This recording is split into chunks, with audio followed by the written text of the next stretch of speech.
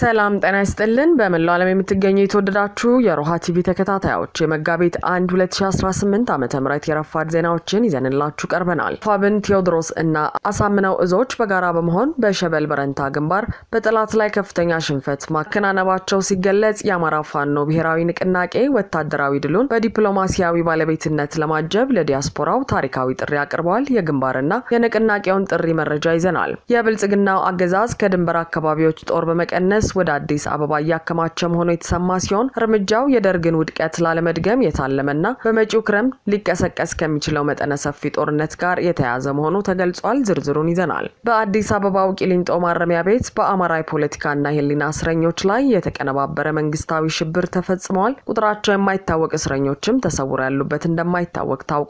ሰሙታላችሁ። የአብይ አህመድ አስተዳደር ከህወሓት ጋር ሚስጥራዊ ድርድር እያደረገ መሆኑን በማስመሰል የሐሰት ፕሮፓጋንዳ እያሰራጨ ነው ሲል ህወሓት ከባድ ወቀሳ ሰንዝሯል። በደቡብ ሱዳን በሺዎች የሚቆጠሩ ነዋሪዎችና የረድኤት ድርጅቶች ድንበር ተሻግረው ወደ ኢትዮጵያ በመሰደድ ላይ ናቸውም ተብሏል። መረጃውን ይዘናል። ውድ አድማጭ ተመልካቾቻችን አብራችሁ ልትቆዩ ከፈቀዳችሁ እነዚህንና ሌሎችም መረጃዎችን በዝርዝር የምናሰማችሁ ይሆናል። የሮሃ ቲቪ ወቅታዊና ሀቀኛ መረጃዎች እንዲደርሷችሁ ቻናሉን ሰብስክራይብ፣ ላይክ እና ሼር በማድረግ አሁኑኑ ቤተሰብ ይሁኑ።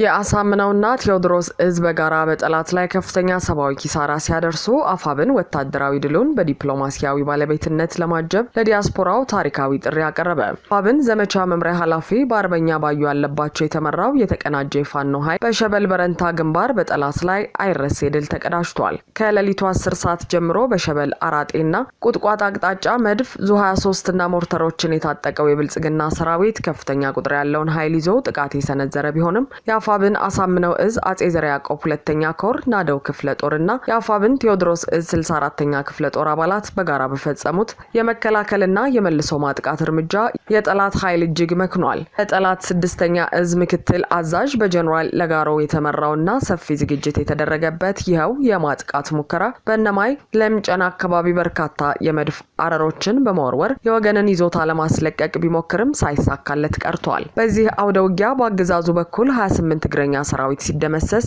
13 የሚሆኑት ደግሞ የከባድ ቁስለኛ ሰለባ ሆነዋል። አገዛዙ በወሰደው ደመነፍሳዊ የከባድ መሳሪያ ድብደባ በአርሶ አደሮች መኖሪያ ቤትና በቤት እንስሳት ላይ ጉዳት ከማድረሱ ውጪ በፋኖ ኃይል ላይ ደረሰ አንዳችም ጉዳት እንደሌለም ተረጋግጧል። በመጨረሻም ጠላት የደረሰበትን ኪሳራ በመሸከም ጨለማን ተገን በማድረግ አስከሬኑን ለቅሞ ወደ ብቸና ከተማ መሸሹ ታውቋል። በተለያዩ ግንባሮች ወታደራዊ ድሎች እየተመዘገቡ ባሉበት ጎን ለጎንም የአማራ ፋኖ ብሔራዊ ንቅናቄ የህልውና ትግሉን በአንድ ማዕቀፍ ስር በማምጣት አገዛዙን ለመጣል በሚያደርገው ጉዞ የዲያስፖራው ማህበረሰብ ተሳትፎ በደጋፊነት ብቻ ሳይወሰን በአባልነትና በባለቤትነት እንዲቀጥል ታሪካዊ ጥሪ አቅርበዋል። ንቅናቄው ባወጣው ዝርዝር መግለጫ ባለፉት 3 ዓመታትና ከዚያ በላይ በተለያዩ አደረጃጀቶች ስር ሆኖ ሲደረግ የቆየው የአማራዊ የፋኖነት ተጋድሎ የመሪ ድርጅት አለመኖር ትልቅ ክፍተት ፈጥሮ እንደነበር አስታውሶ አሁን ላይ ንቅናቄው ይህንን ክፍተት ለመሙላት መደራጀቱን ገልጿል። ንቅናቄው ለዲያስፖራው ማህበረሰብም እያንዳንዱ የዲያስፖራ አባል በአቅራቢያው በሚገኝ የዲያስፖራ ማህበር ወይም አደረጃጀት ውስጥ በመግባት በአባልነት እንዲመዘገብ በተለያዩ ሀገራትና አህጉራት ያሉ የዲያስፖራ ማህበራትን የማጠናከርና አደረጃጀት በሌለባቸው ሀገራት እንዲቋቋሙ በማድረግ የህልውና ትግሉ አካል እንዲሆኑ እንዲደረግ ድርጅቱ በቀጣይ በዲያስፖራ አደረጃጀት መመሪያው መሰረት ለሚከፍታቸው ማስተባበሪያ ጽህፈት ቤቶች የዲያስፖራው እገዛና ድጋፍን ለማድረግ ራሱን እንዲያዘጋጅና ዓለም አቀፍ የአማራ የምክክር መድረክ በማዘጋጀት የዲያስፖራውን የተሳትፎ አቅም ማሳደግ የሚቻልበት ሁኔታ እንዲፈጠር ጥሪ አድርጓል። በተጨማሪም ንቅናቄው በግንባሮች የሚመዘገቡ ወታደራዊ ድሎች በዓለም አቀፍ ደረጃ በዲፕሎማሲ በአድቮኬሲና በሀብት ማሰባሰብ በኩል ተገቢውን ድጋፍ እንዲያገኙ የዲያስፖራው ማህበረሰብ በባለቤትነት እንዲንቀሳቀስ አሳስቧል። የአማራ ፋኖ ብሔራዊ ንቅናቄ የዲያስፖራው ንቁ ተሳትፎ አገዛዙን ለመጣል በምናደርገው ጉዞና ከአገዛዙ መወገድ በኋላ ለሚኖረው የሀገር ግንባታና መልሶ ማቋቋም ተግባር ወሳኝ መሆኑን በመረዳት ሁሉም ራሱን እንዲያዘጋጅና የበኩሉን እንዲወጣ ጥሪውን አስተላልፈዋል። የብልጽግና አገዛዝ ከድንበር አካባቢዎች ጦር በመቀነስ ወደ አዲስ አበባ ያከማቻ ያለበት እርምጃው የደርግን ውድቀት ላለመድገም የታለመ እንደሆነ ተገለጸ።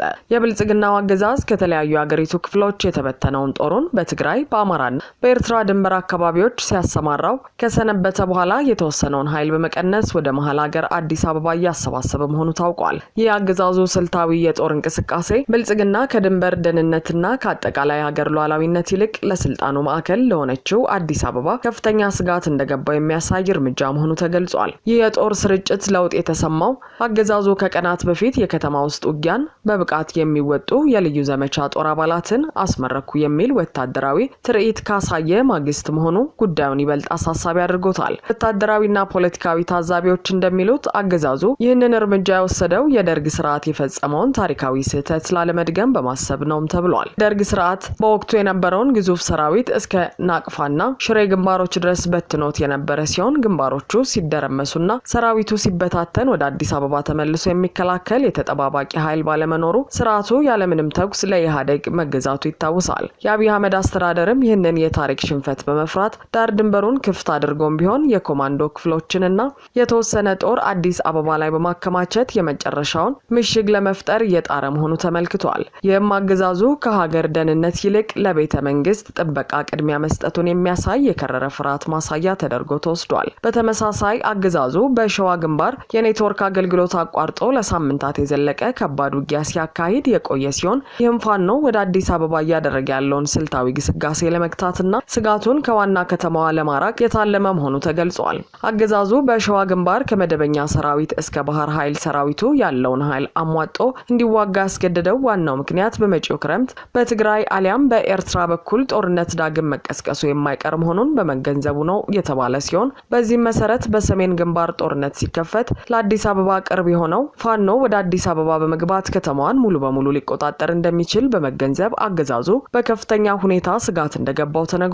በመሆኑም ጦሩን ወደ መሃል በመሰብሰብ የመከላከያ ቀለበት ለመፍጠር እየሞከረ እንደሚገኝ ታውቋል። በተጨማሪም የህወሓት ወታደራዊ አዛዥ ጀነራል ምግበ ኃይለ የትግራይ ሰራዊት በጸረ ድሮንና በዘመናዊ መሳሪያዎች መደራጀቱን ይፋ ማድረጋቸው ለአገዛዙ ሌላው ትልቅ ራስ ምታት ሆኗል። ይህ መግለጫ በመጪው ክረምት ሊጀመር ለታሰበው አዲስ ዙር ጦርነት የህወሓት ወታደራዊ ዝግጅት መጠናቀቁን የሚያመላክት እንደሆነ ተዘግቧል። አገዛዙ በአንድ በኩል ከትግራይ አሊያም ከኤርትራ ሊሰነዘርበት የሚችለውን ጥቃት፣ በሌላ በኩል ደግሞ ከደጃፉ የደረሰውን የፋኖ እንቅስቃሴ ለመመከት የገባበት ምስቅልቅል ጦሩን ከድንበር ነቅሎ አዲስ አበባ ውስጥ እንዲያከማች አስገድዶታል። ይህ በከተማ ውስጥ ውጊያ ላይ ያተኮረ ወታደራዊ ዝግጅትና ጦርን ወደ መሃል የመሰብሰብ ስልት በአዲስ አበባና በአካባቢው ያለውን ወታደራዊ ውጥረት ይበልጥ ሊያገዝፈው እንደሚችል ተሰግቷል።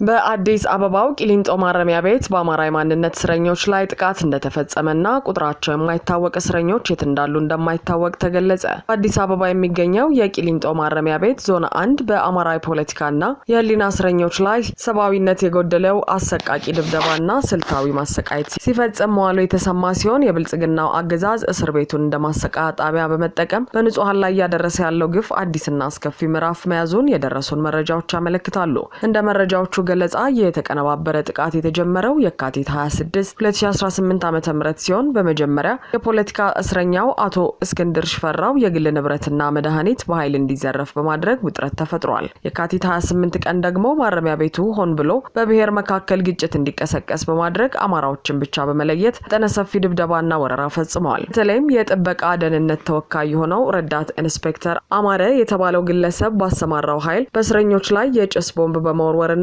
የመውጫ በሮችን በመዝጋት በርካታ እስረኞች ላይ ከባድ የአካልና የስነ ልቦና ጉዳት እንዲደርስ ማድረጉም ተገልጿል። በዚህ የጭካኔ እርምጃ አቶ እስክንድር ሽፈራው፣ አቶ መኮንን ተስፋ፣ ዶክተር ዳንኤል ተሹና አቶ ቢኒያም ተረፈ የተባሉ የፖለቲካ እስረኞች በጽኑ ተደብድበው ወደ ሌላ ዞን እንዲወሰዱ መደረጉም ታውቋል። በተጨማሪም መልካሙ ጉባንተ፣ ሀብታሙ ፈንታውን፣ ላቀው ሀብቱ፣ ይላቅ ገዳሙ፣ ቢኒያም ጌታቸው፣ አስናቀ በቀለ፣ ታደሰ አባቡ፣ መልካሙ ቢተው፣ ሳላ አምላክ ምህረት፣ ሙልጌታ በለጠና ደመቃ አይቸው የተባሉ የህሊና እስረኞች ያሉበት ሳይታወቅ ተሰውረዋል። እነዚህ ወገኖች በአሁኑ ወቅት በምን ሁኔታ ላይ እንደሚገኙ አለመታወቁ ለቤተሰቦቻቸውና ለወዳጆቻቸው ከፍተኛ ስጋት እንደፈጠረባቸውም ተናግረዋል። የብልጽግናው አገዛዝ የጥላቻ ክንዱን በሃይማኖት ተቋማት ላይ የሚያሳረፈ ሲሆን በማረሚያ ቤቱ የሚገኘውን የኦርቶዶክስ ተዋሕዶ አማንያን የአምልኮ ቦታ ለይቶ በማፍረስ የቤተክርስቲያን ንብረቶች እንዲወድሙ አድርጓል። ከዚህም ባለፈ የእስረኞች የመኝታ ልብሶችና ብርድ ልብሶችን ሆን ተብሎ በእሳት እንዲቃጠሉ ተደርጓል። ይህ በቂሊንጦ እስር ቤት የተፈጸመው ድርጊት ግልጽ የሆነ መንግስታዊ ሽብርተኝነት መሆኑን የገለጹት ታዛቢዎች በፖለቲካ አቋማቸውና በማንነታቸው የታሰሩ ወገኖች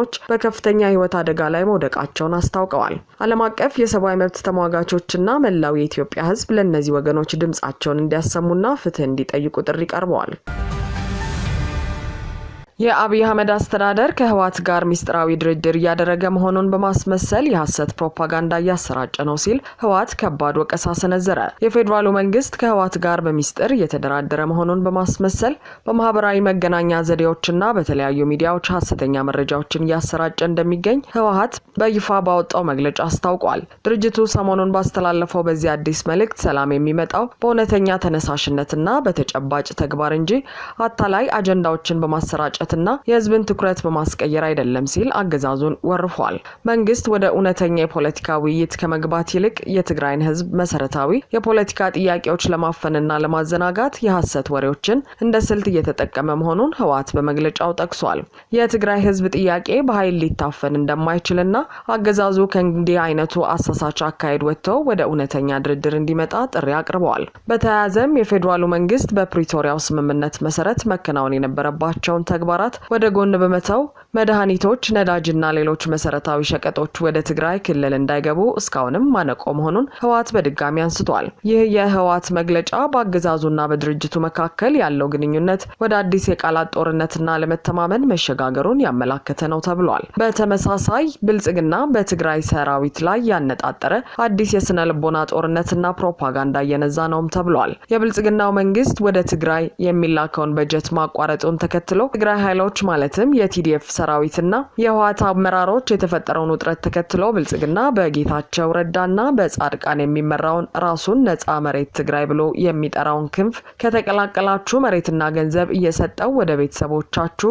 እቀላቅላችኋለሁ የሚል ማባበያ ለሰራዊቱ አባላት በማቅረብ የትግራይን ሰራዊት ለመከፋፈልና ትጥቅ ለማስፈታት አገዛዙ ጥረት እያደረገ መሆኑ ተገልጿል። ብልጽግና እንዲህ አይነቱን ሐሰተኛ መረጃና አባበያ የሚያሰራጨው ከትግራይ ጋር ለሚገባበት ጦርነት የኃይል መዛባት እንዲፈጠርም ነው ተብሏል።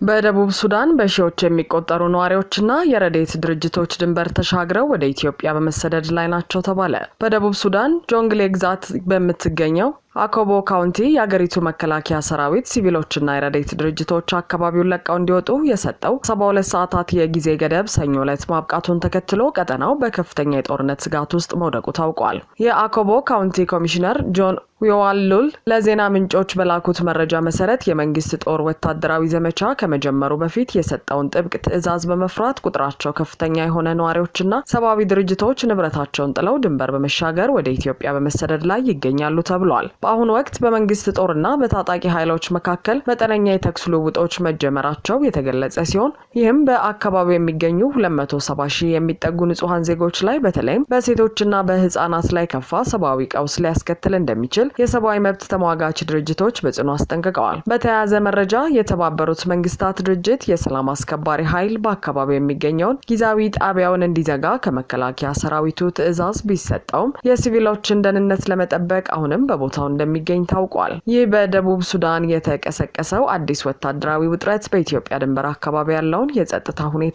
ይበልጥ አሳሳቢ ሊያደርገው እንደሚችል ተመልክቷል። አድማጭ ተመልካቾቻችን የሰዓቱ የሮሃ ቲቪ ዜናዎች የተከታተላችኋቸውን ይመስሉ ነበር። አብራችሁን ስለነበራችሁ ከልብ እናመሰግናለን። ሰላም።